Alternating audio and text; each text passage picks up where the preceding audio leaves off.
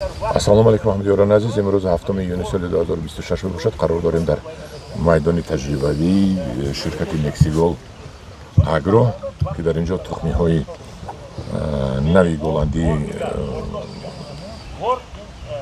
сабзиро оварданд, инчунин капуста ва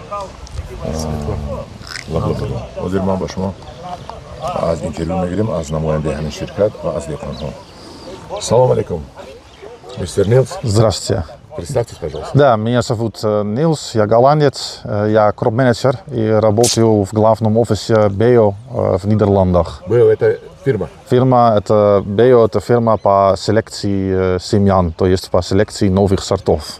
Морковки, лука, свеклы и капусты. Мистер Нилс будан инкас намояндаи ширкати Beo Голландия, ки ба истеҳсоли тухмиҳои беҳтарини сабзию, лаблабую, капуста мебошанд. Расскажите, пожалуйста, про ваших достижений и проводите морковки. Это семена вашей фирмы. И почему они лучше, и почему наши дыхкани должны выбирать семена вашей фирмы? Мансаволудан барочи шумо инкасо пешниҳод мекунанд ки деҳқонҳои мо ҳамин тухмиҳои ҳамин сабзиҳои инҳоро интихоб кунанд. Савол додам. Скажите, пожалуйста.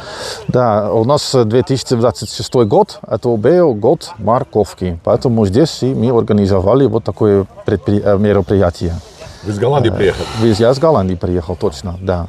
Вот здесь у нас, например, часть ассортимента морковки. А то, что здесь мне нравится лично, это то, что здесь явно два поколения. Ну, давайте говорите. Это... Сначала Сесена. Сесена – это уже известный сорт. Он известен тем, что однородные корноплоды плюс хорошая БА2.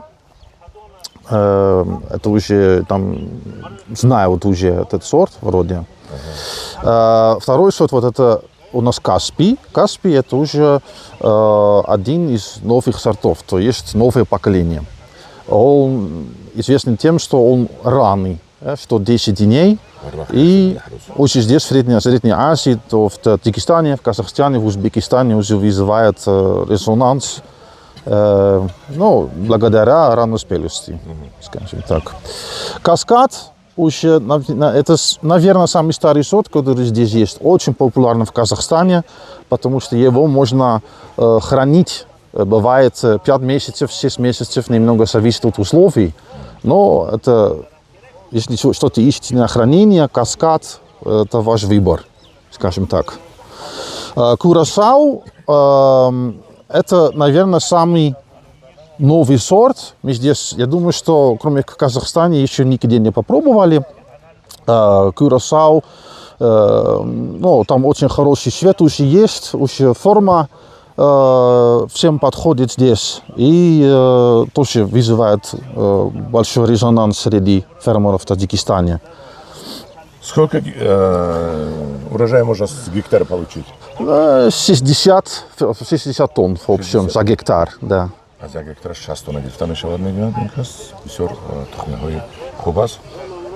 ҳозир суханро ба деҳқон бубо метиҳем. Акаҷон, худтон муаррифӣ кунед ва гап занед дар бораи ҳамин тухмиҳо. салому алайкум. ҷумаи қудрат аз ноҳияи ваҳдат, ҷамъияти гулистон, деҳаи адолат. хоб ман яъни тухмҳои Beo задени Голландия, ино тухмҳои сабзӣ Beo задени Голландия. ино қати мо ин фирмаи Меҳроҷ агромагазинҳои Меҳроҷ бо ин фирмаи чиз Beo задени Голландия ҳамкорӣ мекунанд. мо тухмҳоро имно мегирем. хоб ман худам 15 сол шуд ки ҳамин тухмиҳоро мекорам. 15 сол шуд. 15 сол шуд ман деҳқонӣ мекунам. ман сабзиро асосан хоб фақат як ду се деҳқон мекоред. ҳозир ҳама ба ёд додем, ҳамаш ҳамин тухмҳои ҳамин Голландия Beo задени корда шудад. мо мекордем пеш, масалан сабзии Япония, Корея, Хитой, масалан Франсияро мекордем. мо охир омада ҳамин тухмҳои Голландия бида истодем. чунки ин сабзиҳо хоб нағз меистад. хоб замин баям 2-3 моҳ истодан мегирад, обо мондан мегирад, баъди пухтан истодан мегирад, пусиданаш кам намепусадам пашти. хоб این اکنون از سورتا را نگاه کنیم این کاسکاد این سبزی رو ما پیش میکردیم این برای بسیار ایستادنش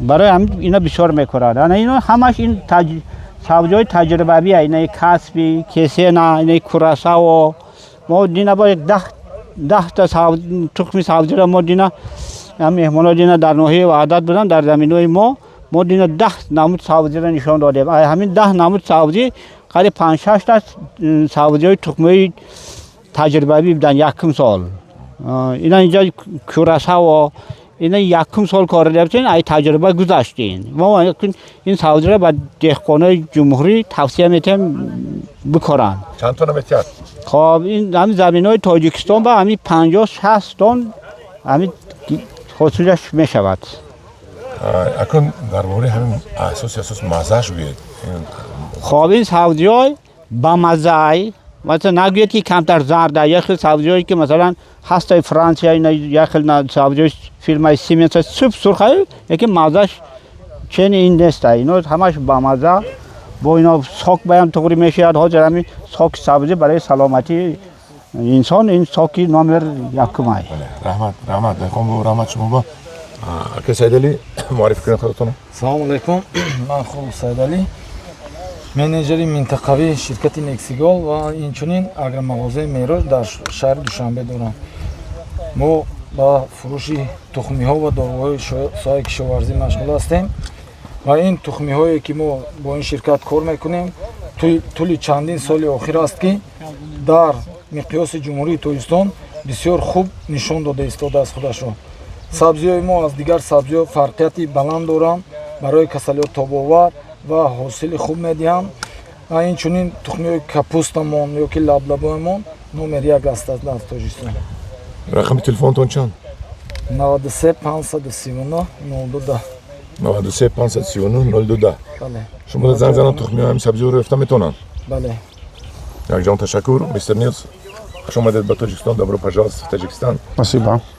дehqon bobo ба шумо баракат رحمت саломат бошед хуш омадед шумо макаи Искандар раҳмат барои ташрифатон муҳтарам дehqоно ба кадоми махфул бошад ба ҳамин телефони гуфтагии Сайдалӣ занг занед аз тухмиҳо дастрас мекунед